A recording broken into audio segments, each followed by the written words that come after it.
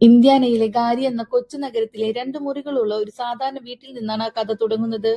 കളിക്കൂട്ടുകാർക്കൊപ്പം ഓടിത്തുള്ളേണ്ട പ്രായത്തിൽ മൈക്കിളിന് കൂട്ടായിരുന്നത് മൈക്രോഫോണുകളും സംഗീതോപകരണങ്ങളുമായിരുന്നു. അച്ഛൻ ജോസഫിന്റെ കർശനമായ പരിശീലനത്തിലാണ് ദ ജാക്സൺ 5 രൂപം കൊണ്ടത്. 5 വയസ്സുള്ള ബാലന്റെ ചുവടുകളും ശബ്ദവും ലോകത്തെ അമ്പരിപ്പിച്ചു. എന്നാൽ കയ്യടികൾക്കിടയിലും അവന്റെ ഉള്ളിൽ ഒരു വേദന ഉണ്ടായിരുന്നു. നഷ്ടപ്പെട്ടുപോയ ബാല്യം, പിന്നീടുള്ള കാലത്ത് അദ്ദേഹം പണിത നെവർലാൻഡ് എന്ന സ്വപ്നലോകം, യഥാർത്ഥത്തിൽ ആ ബാല്യം തിരികെ പിടിക്കാനുള്ള ഒരു നിസ്സഹായ ശ്രമമായിരുന്നു. 1983 ത്രില്ലർ പുറത്തിറങ്ങിയതോടെ സംഗീത ലോകത്തിന്റെ ദിശ തന്നെ മാറി. ഒരു സ്റ്റേജിൽ അദ്ദേഹം അവതരിപ്പിച്ച മൂൺവോക്ക് ഒരു നൃത്തം മാത്രമല്ലായിരുന്നു, അതൊരു സാംസ്കാരിക വിപ്ലവമായിരുന്നു. സംഗീതത്തിനപ്പുറം മനുഷ്യരെ ചേർത്ത് പിടിക്കാനും അദ്ദേഹം ശ്രമിച്ചു. വി ആർ ദ വേൾഡ് എന്ന ഗാനത്തിലൂടെ പട്ടിണിയിലും അവഗണനയിലും കഴിയുന്ന മനുഷ്യർക്കായി ലോകത്തെ ഒന്നിപ്പിക്കാൻ അദ്ദേഹം മുന്നിൽ നിന്നു. മൈക്കലിന്റെ ചർമ്മനിറത്തിലെ മാറ്റങ്ങൾ വലിയ ചർച്ചകൾക്ക് കാരണമായി. എന്നാൽ അതിന്റെ പിന്നിലെ വസ്തുത വിറ്റ്ലിഗോ എന്ന ചർമ്മരോഗമായിരുന്നു. മെലാനിൻ നഷ്ടപ്പെടുന്നതിനാൽ ചർമ്മം വെളുക്കുന്ന ഈ അവസ്ഥ മറികടക്കാനാണ് അദ്ദേഹം മേക്കപ്പ് ഉപയോഗിച്ചത്.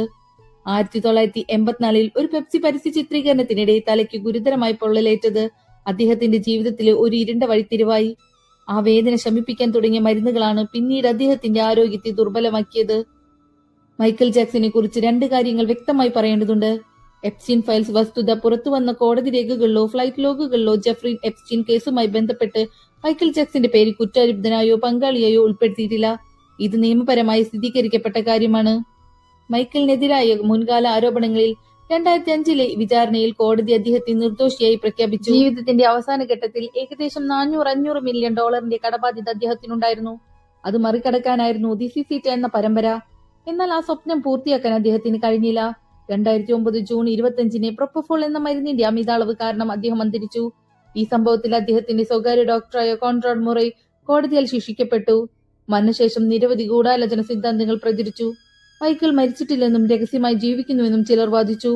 എന്നാൽ ഇവയൊന്നും തെളിവുകളില്ലാത്ത കോൺസ്പിറസി തിയറികൾ മാത്രമാണ്. കോടിക്കണക്കിന് ആരാധകരുടെ നടുവിലും അദ്ദേഹം പലപ്പോഴും ഏകാന്തനായിരുന്നു. വിവാദങ്ങൾ അദ്ദേഹത്തിന് പിന്തുടർന്നെങ്കിലും അദ്ദേഹത്തിന്റെ സംഗീതവും നൃത്തവും ഇന്നും ലോകത്തെ ചലിപ്പിക്കുന്നു. മനുഷ്യൻ മരിക്കാം, പക്ഷെ അവൻ സൃഷ്ടിച്ച ഇതിഹാസങ്ങൾ ഒരിക്കലും മരിക്കില്ല. നിങ്ങൾക്ക് ഈ വീഡിയോ ഇഷ്ടപ്പെട്ടെങ്കിൽ ലൈക്ക് ചെയ്യാനും സബ്സ്ക്രൈബ് ചെയ്യാനും മറക്കരുത്. അടുത്തൊരു വീഡിയോയുമായി കാണാം. നന്ദി.